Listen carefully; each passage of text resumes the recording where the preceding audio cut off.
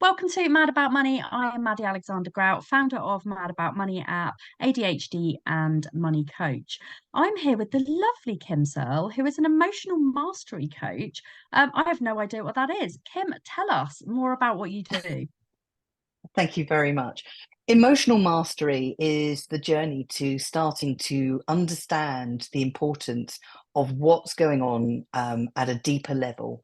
I think society is missing a bit of a trick. We're beginning to understand that there is a mental health thing going on. I Yeah. don't think we've got it quite right. And the term mental health means different things to different people, so it can still scare people. But I think as a society, we still need to realize there's an even deeper issue around, and that's our emotional content, because our body or our deeper mind is about keeping us safe, and it does it using the emotions, the biochemical responses that will flood our system to tell the brain to do what it needs to do. It doesn't even start in the brain. It starts at a deeper part of the mind. It's the nervous system that is responding to what's going on in the outside world. So whilst we can work on our mental health, if we don't tackle the emotional content as well, we're only doing half the equation. That's so interesting. So as somebody who has had numerous mental health issues over the years, I have had anxiety, postpartum psychosis, postnatal depression, um, normal depression. I've recently just been diagnosed with PMDD, which is premenstrual All dysphoric right. disorder, which is basically where the 2 weeks before your period, your brain attacks you. So if you think about it, you have like feelings of of like really low self-worth.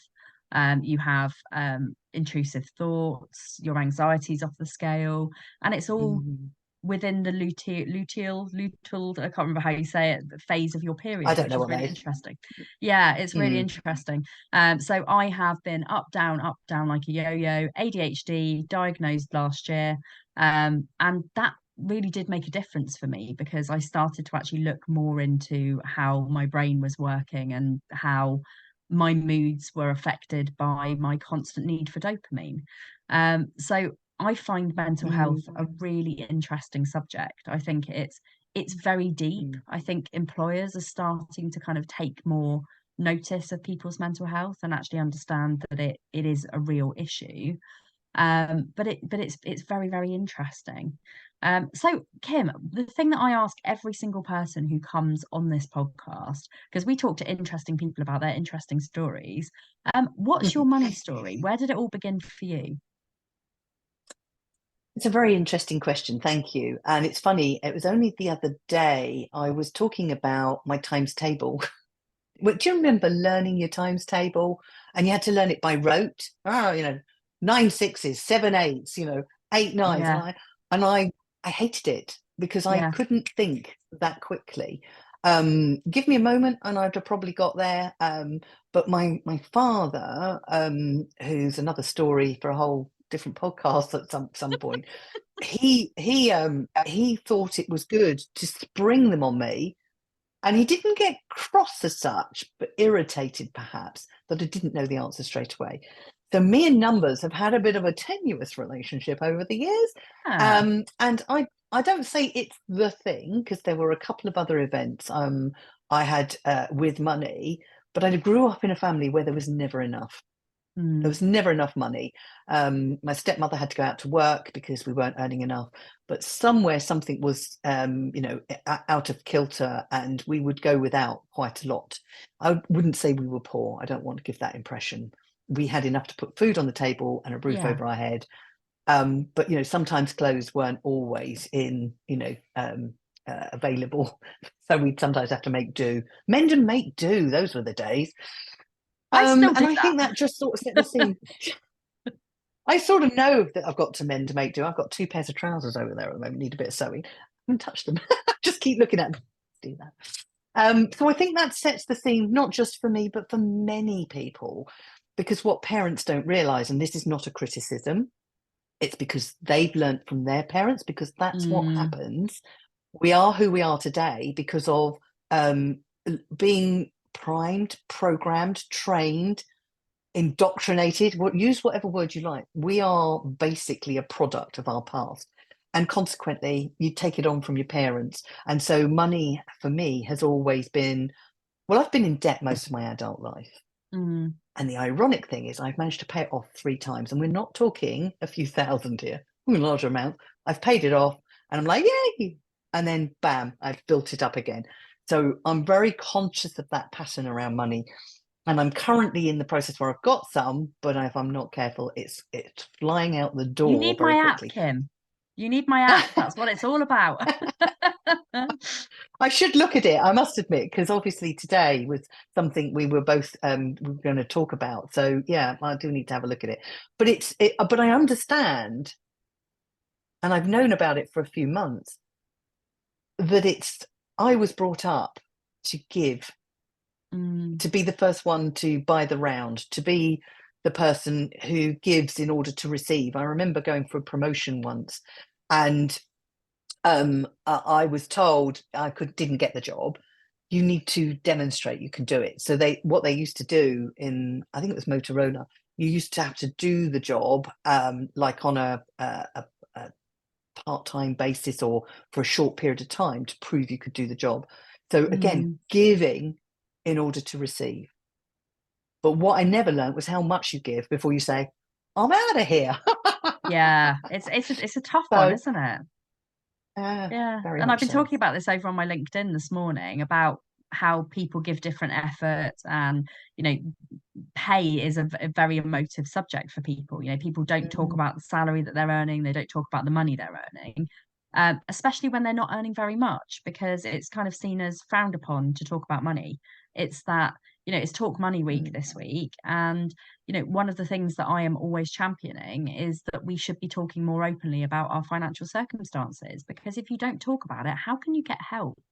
It's very Mm. important. But that's one of the things, like saying that you had to kind of do the job to prove your worth to actually do it. Nowadays it's not like that at all. It's, how much am I worth? You kind of set your own worth. You go in and you say to people, this is the salary that I want.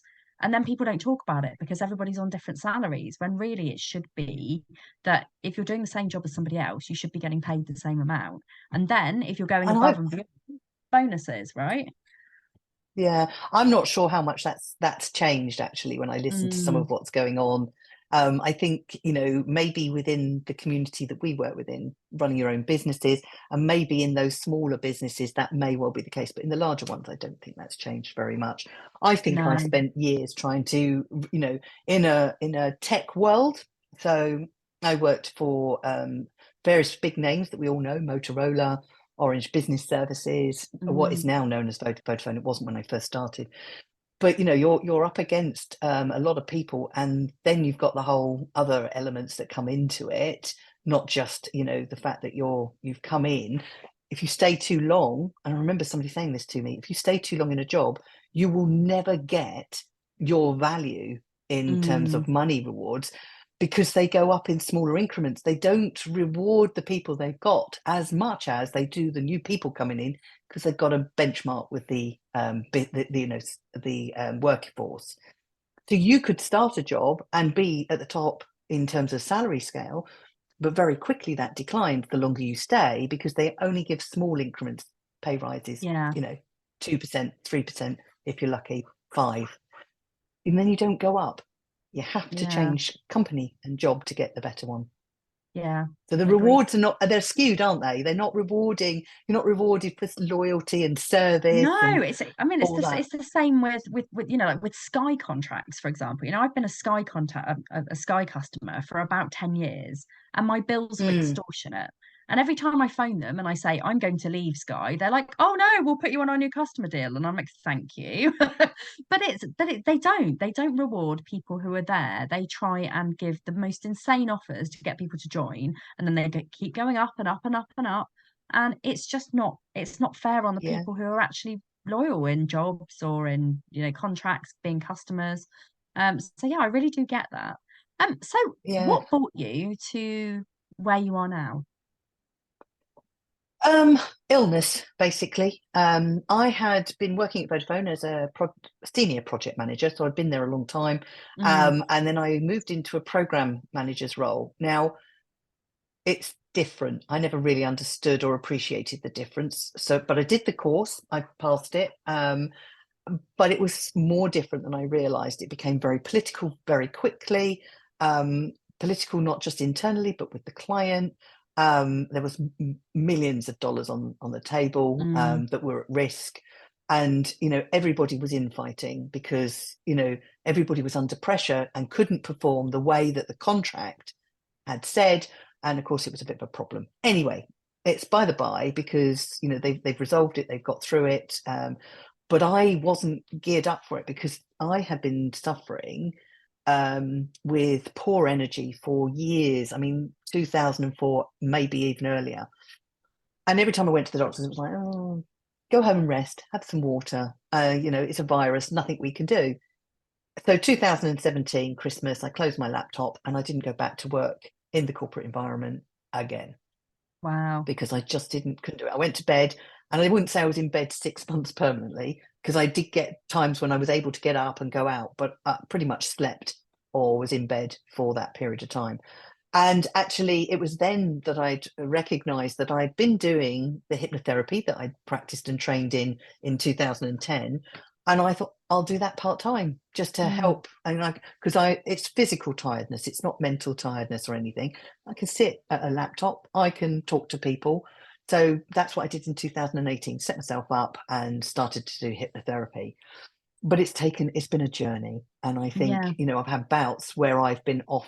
So I did a couple of months doing the hypnotherapy, and then I was poorly again, then another couple of months, and then, off again. And it's just been really challenging because I didn't give myself time to heal because I needed the money. Essentially I just left. perpetual burnout then, essentially. It felt like it, yeah. And I've left a really high-paying job because nobody knew what I had. I couldn't explain to the business, and I just thought I can't even deal with saying why I couldn't be there because I didn't know. I didn't get Mm, diagnosed with glandular fever until a good 10 months later, I think. It mm. was an astute doctor who said, "I think we ought to do something." So we all need a doctor like that, Thank God for frankly. doctors like that. I mean, yeah, I had the Yes. same. I was going to doctors weekly, almost weekly, and that it's hard to get doctor's appointments now, really hard. Yeah. But I was going every single week and saying there is something wrong with me. You need to help me out. You need to help me, Mm. and just getting fobbed off. And they did blood tests, and somebody said there's something not quite right here. We're going to send you to a specialist. And I said, thank you, about bloody time. So I went to see a specialist, and it turns out that I have an autoimmune disease, which God knows how long I could have had it for. You know, That's exactly. could have been a long time, but actually, to be honest, it's an autoimmune disease that they can't do very much about. It's a chronic illness, it's an invisible illness. So I have to deal with that all of the time. I have to deal with people going, oh, well, you don't look sick. It's like, well, I mean, look at Yeah. have a look at the insides where all of my cells are attacking me, and then getting diagnosed Yeah. with ADHD as well. So I'm like, oh, good, my brain and my body are both attacking me now. Fantastic. No wonder I feel like crap all the time. So I really do. I mean, Mm, thank God for those doctors.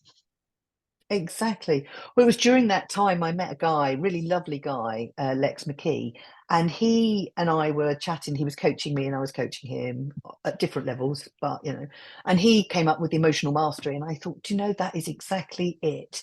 I've been working on my emotional and mental background, all of it, and I'm in best shape I've ever been emotionally and mentally.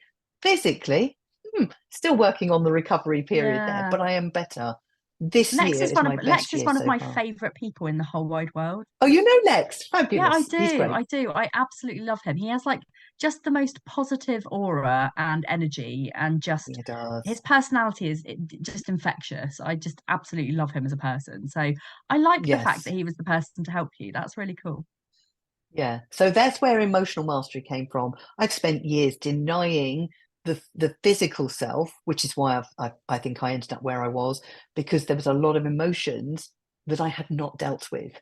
And where do they go? They're an energy. They get trapped in the body. And Yeah. if you don't process them in some way, the body doesn't know what to do with them, and it just holds on to them. So there was lots going on, but working my way through them all, and I'm in much better place. I don't say I've cleared everything, because it's mastery, not Yes. master. Yeah. The idea is that every time you're having a strong emotion, and let me tell you, it's not just the negative ones, Mm. it's it can be the positive ones. Anybody who, and I bipolar is definitely a mental health issue. I'm not allowed to touch those in terms of hypnotherapy, because you don't know Mm. quite where they are in the cycle, but they can be really extreme in their up Yeah. times. That's not good either for the body, because it still needs the the alternative to adrenaline. Well, it still uses adrenaline to keep the body going. So I think if we can master the emotional content, we can start to take back some control of how our physical self is beginning to respond, because long term, we're seeing lots of long term illnesses, big time. All the dementias and Alzheimer's and, Parkinson's. There's no proof to this, obviously. They're saying that even the NHS will suggest this can be a contributor to high blood pressure, whatever.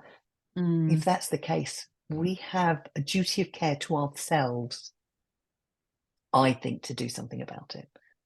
And that's so interesting, because I am really on the train of, you can't just sit and deal with things like autoimmune diseases, with ADHD, with mental health, like, and that was basically the whole driver for me setting up Mad About Money, because I wanted there to be a place where people could talk openly about all of the things that they're going through, whether it's like a mental health condition, whether it's physical health, whether it's, money worries.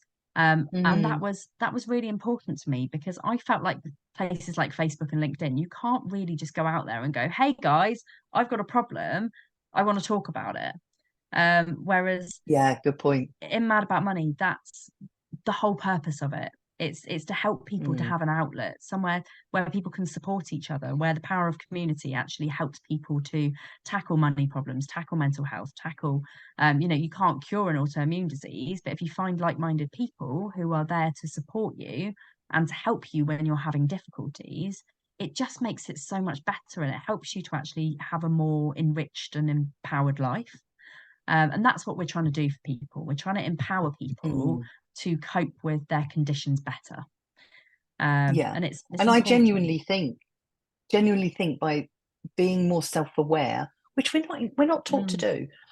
One of the things I talk about in my masterclasses is that who you are today, if it's not what you want or who you want to be, it's okay. Mm. It's not your fault.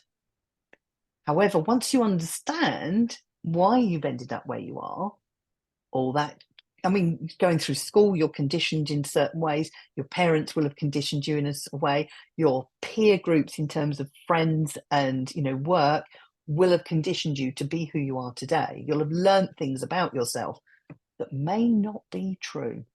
Mm.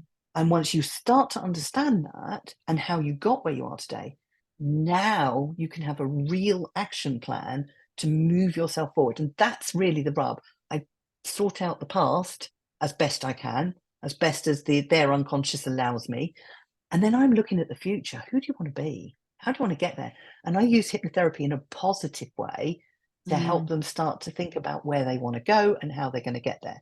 I can't promise them that they'll get there, but what I can do is help them open up to potentials, to opportunities, because all of this comes down to energy. And Energy, that's the and thing. yeah, and energy, motivation, and actually mindset as well, and rewiring the brain to actually believe that you Yes. can do something. Because I Yeah. know that I have bouts where, and bipolar is something that I've actually considered for myself. Because I'm either really high or I'm really low. And I think being Mm. diagnosed with PMDD, which is this premenstrual dysphoric disorder, which we were talking about a bit before, um, it basically attacks your brain, and it basically removes the dopamine. Well, I don't have any dopamine anyway because of the ADHD. So I've basically the 2 weeks in the run up to my period, I am a monster in my mind. That's how I feel. I feel like I don't want to be here. I feel like my my self-worth is really low. I feel I get intrusive Right. thoughts. I feel like I'm not good enough. Mm. Like the world is not somewhere that needs Maddie, if that makes sense. But then Yeah. as soon as my period comes, I'm like, right, I feel I'm back to my normal self. And that was the thing that made, because I was having like 2 weeks of low, 2 weeks of high, 2 weeks of low, 2 weeks of high every single month and not really knowing why. And it's Mm. knowledge is power. And when you It understand is. what's going on with your brain, what's going on with your body, it helps to actually be able to push you forward. So I feel like Mm. now, next time I have, because it's very recent, I only got the diagnosis last week. So it's very, very recent. So I'm like, okay, great. So when I get my low stage next month, I'm gonna know why that's there. So I can help to try and retrain my brain to go, nope, this is the PMDD talking. This is not you. This is not your life. You have the power to change that. And it's a chemical thing, so it's Yeah. hard, but it is there. Mm. So one of the things that might be, and I'm not saying it's a cure, it's not, but what might help you manage is to I was going to do it as a writing thing, but you can do this with yourself, is to create in your mind's eye that part of you that is PMDD. Mm, And when that starts to come round, rather than get cross or, oh, not again or whatever, any feelings on the negative spectrum, is to try and move you into the positive and love it. Love mm, that part of you. Okay, thank you. What do you need right now? mm, There's a loving kindness on my YouTube, based on a Buddhist technique where you send love to somebody you know, but not romantically. Then love to somebody you don't know very well, but you see them regularly, and then love to. I'm not sure if it's the person you're struggling with, but I think definitely one of those first four is you, and you actually cut out the rest and just imagine you, that you that's feeling PDD, and send her love. And it might mm. just begin to take some of the power out of it, because that's really what's happening. Because you've not known, and you get crossed and you don't like yourself and the intrusive thoughts kick in. Yeah. Well, it's all about, it's the brain keeping you safe, because for whatever reason, you're right, its body has gone faulty in some way. And by acknowledging it and allowing it, the acceptance, suddenly you're not fighting something, you're in a more neutral state, and it might just make the difference. And for listeners, if you've got something going on, sometimes in your mind's eye, if you can imagine it, it's just a part of you who's struggling, and just send them Mm. love. And do you know what? That's exactly what I've done with the ADHD side. It's the learning about Mm. your brain. There are a lot of people out there who see ADHD as a complete curse. I'm kind of the opposite. I mean, I don't get me wrong, like there are times where I struggle so immensely, like rejection sensitivity dysphoria. I often think people hate me and I need to go into the garden and eat worms. I feel really lazy at times where Mm. I know I'm not. I know it's just my executive functions and they're not working properly. So actually, like in my mind, I'm thinking, I'll get up and clean the house, you lazy cow. Whereas actually being kind to myself about that and understanding It's that that. I'm not being lazy, it's my brain. But knowing that, and I feel like everybody has the power with their mindset to be able to change things. I think not letting it consume me and define me. So I have lots of things. So I've got this PMDD, I've got autoimmune disease, I've got ADHD, I'm perimenopausal. I'm also a mum. That comes with its own struggles. None of those things define me. None of those things are I'm ADHD or I'm autoimmune. They're all little tiny parts that make up who I They am. are. And by identifying and learning with those things, I can actually make my mindset more positive anyway. I've been talking a lot about this on my TikTok recently, that I've been doing 7 minutes of exercise every single morning.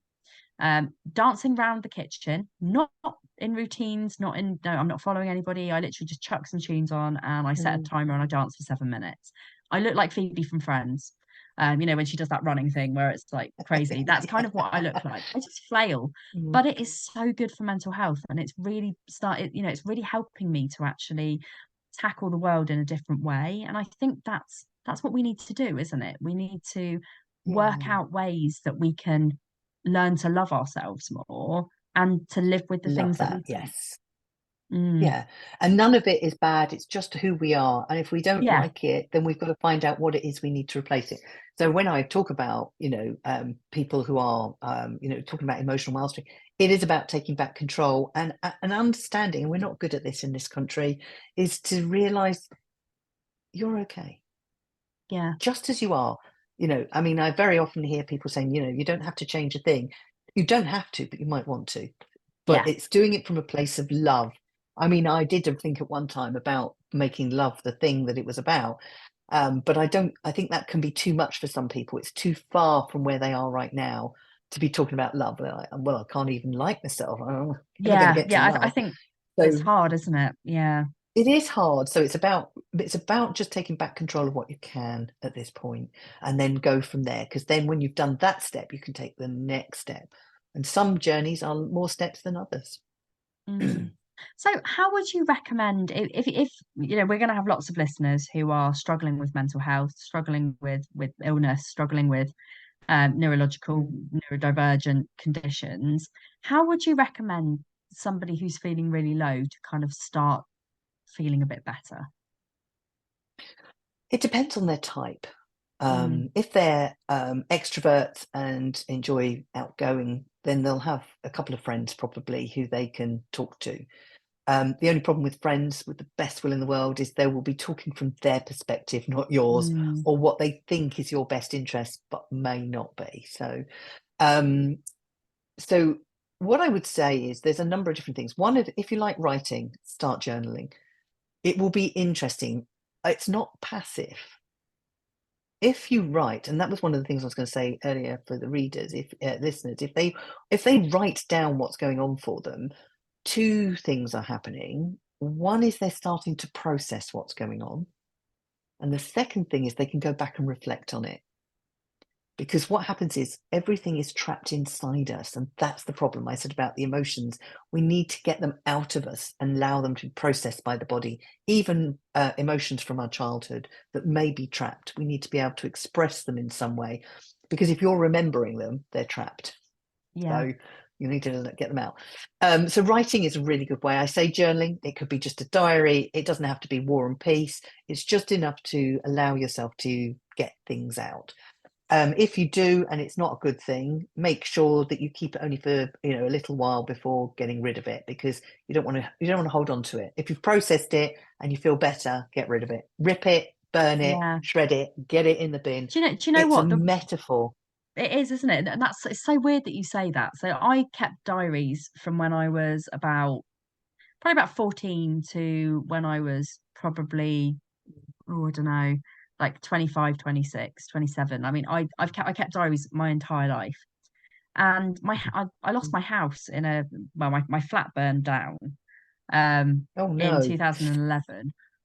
So the whole burn it thing, you know, that really resonates with me because I lost all of the stuff that I owned, and my diaries were things that actually I really held quite dear.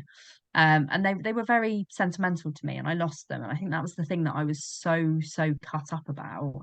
But actually, I think Mm, maybe I did need to get rid of them because there was a lot of negativity in there. There was a lot of stuff that I hadn't processed, and it did kind of actually give me the permission to move forward. So I yeah. like that. It's good. Yeah. It's a really powerful way. But for those who aren't into that, have you heard of emotional freedom technique? Yes, tapping. Tapping, really powerful. And let me tell Mm, you what's really powerful about this. What I love about this is it doesn't just deal um, with, say, the mental cognitive side. It will deal with the emotional and any mm, limiting beliefs, whatever's going on for you. I mean, I would almost say try and make that a practice at least once a week, because it really does clear stuff. And there's loads of good YouTubes out there. I follow a guy called Brad Yates, Yates, because he's got a lot of ones on there that are really short for when you're facing challenges. So, anxiety or stressed or whatever, but it's got positive ones, because I don't Mm, know how, I'm not in the community, I'm not a qualified EFT practitioner, but I do know about it, I know how to use it. And I think it's just an energy thing again, because we are made of energy. And do you know what I love about this work? If you do that and you clear something up for yourself, what you start to do is clear it up for people around you too, yeah, because we are connected energetically, whether we like it or not. So if you walk into a room where somebody's had a bit of a blow up because they've been angry, oh, you know about it, don't you? They don't have to say anything, you can feel it out the room. Equally, if you go in and it's almost like partying, they're having a good time, you want to be part of it. This is the brain saying, oh, oh, ah. So it's that moving forwards and backwards. So definitely yeah, EFT, the way to go. There are some others out there, but those are the two key ones, I think. They're for the people who live in their heads, that's the journaling perhaps, or if they're open to exploring, and those who are kinesthetic, the EFT. love that. So, Kim, how do you help people? So I'm currently working primarily with accountants and bookkeepers, just because they're a community that I can identify with. I was told Tanish, and they were where I ended up, because there's been a lot of finance in my background, which is ironic Mm, when you hear where I started. But it's almost like I've got something to learn, so keep going back, keep going back, keep going back. So I work with them who are working. They've got their own business, small practice or whatever, because they live in their heads. And I talked about being programmed. Their training is all about facts and figures and cognition, yeah, and analyzing and all that. So it's all in the head. And actually, not all of them, obviously, but many of them do not really allow themselves to be themselves. So my role is about helping them move forward with whatever's getting in the way. Because if they're struggling with their business, if there's some beliefs in there, and you know this as the coach yourself, there'll be some beliefs there, maybe some emotional stuff, worry, anxiety, concern. And I very often talk about the people pleasing and the procrastination and stress.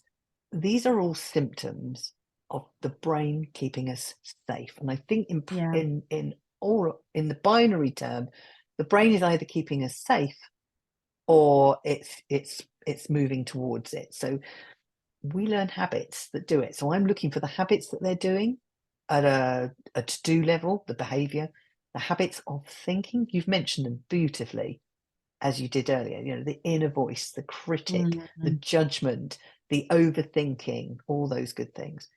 And then there's the habits of emotion. And you probably wouldn't think about that, but there will be certain situations that you get into that will make you respond in a way you're not prepared to, and it hijacks your cognitive brain and straight into the behavior. Think of somebody in the past who was a bit of a bully. As soon as you saw them, you're on high alert. mm, Or you met somebody you fell in love with. It's just automatic. So if you can get to the deeper parts that are causing you a problem, and you start to work with that, then what happens is, if you deal with the early learning, the limiting belief, but you also bring down the temperature on the emotion, the two can no longer fire off to produce the outcomes that you've had in the past. And the idea is that I'm working people through to where they want to be. So I'll clear as much of the past as I can, and it'll be different. Each session will deal with something different. But by the end of the session, I'm already reprogramming the brain for the future. I shared a story yesterday, if I may share this here. of course. It's a bit twee, but it's really powerful in helping people understand how you can change what you're doing. So there was two kings, and they had good trade deal going on, and between their two kingdoms was a great big forest. And naturally, to keep in touch, they'd send troops and um, supplies and ministers down that path. And it was well worn, well trodden, and it was an easy path to do. They could do it really easily. However, they fell out one day, and so consequently, one of the kings made a pact with somebody else who lived in a different direction. And so to get through the forest, they had to create a new path. And you can imagine that involved a lot of cutting back of the undergrowth, maybe trimming back some trees. There was a lot of effort to create this new path. And even when they've created it, you know, the rain would make it all muddy and impassable, blah blah blah. But they kept going down that path until eventually they were able to go down there as seamlessly as they did the previous king. What does that mean? It's your neural pathways, it's your habits. You're used to going down this old path and off you go. But actually now you want to do something else and you want to go down this next one. It's going to be tough for a while. It's going to be some challenges. And when you hit a bad patch, you're going to want to go back to the easy route. And you will. The real key in this is to pick yourself up, dust yourself out, I'm going to go back. And just keep doing it until eventually the brain's like, okay, I'm not going to waste my time on going down that old route. You're telling me we're going down this new route. I'm going to do that because it needs to keep more space available for keeping you safe. And to do this new route is easier than keep going back to that old one. And eventually you'll switch over. I just got a little tear in my eye. Oh, bless you. Oh, do you know what? Like that's absolutely beautiful. And you put that so well that do you know what? There are days where I think I need to go back into a corporate job and I just need to screw all of this and just go back to doing something. God, you're actually making me really emotional. This is crazy. So bless yeah, you. but that makes so much sense. So much sense. And like that is exactly what I need to do. I just need to keep plugging because my new route is the way that I'm supposed to be going. So thank you for that. You're the first podcast guest that I've ever had that's made me cry. So yeah, thank you for that, Kim. That is my job. That is my job because that highlights something. And I suspect that's just tears of somebody acknowledging what's going on for you. No, it is. It is. It's like it's I feel like I've had a session. This is amazing. Sorry. No, don't be sorry. That was really I absolutely love that. And it is about Thank kind of you. changing the way that you're going forward. So Kim, thank you so much. Where can people find you? I'm more on LinkedIn. I do have a Facebook page, but I don't use it as often as I should. And they can reach out to me on my email, which is kim@kimsearle.co.uk. On LinkedIn, Emotional Mastery, but you'll find me on the web. If you key in my name and Emotional Mastery, I will come up because I've got a YouTube channel, and some other web presences that may be useful. But particularly if people just need to listen to some of the work I'm doing. So there are guided meditations on there, which are not deep, because I'm using some hypnosis in it, but they're not deep, but they might just be enough to make you feel, because apparently tell you where we can put those in the Mad About Money app. So that brings me on to the Mad About Money app. If you haven't heard of it already, Mad About Money is a neurodivergent friendly social media platform that helps people with every aspect of their life that they're struggling in. So it could be neurodivergence, it could be money, it could be well-being, it could be parenting. We help people with the things that they struggle with in their everyday life. It's free to download. There are loads of resources on there to help with mental health, to help with money, to help with managing. We can also save you hundreds of pounds a year on things like Christmas shopping. So with Christmas coming up, make sure that you download it. And actually, we can put some of Kim's stuff in there as well if she's all right with that. So I'd love to share it. Yeah, absolutely love to share it. If you're not following me, Maddy Alexander-Grout on LinkedIn, you can also find me in the app as well, Mad About Money. And you can listen to and watch this on all of the available podcasting areas, but you can also watch the video in the Mad About Money app as well. So Kim, thank you so much for joining us this week. This has been an absolutely eye-opening conversation and I've really enjoyed it. We'll definitely get you back on another time. So thank you. Really looking forward to releasing this one. And might cut the bit by cry, but actually I probably won't. So thanks to everybody for listening and we will see you next time.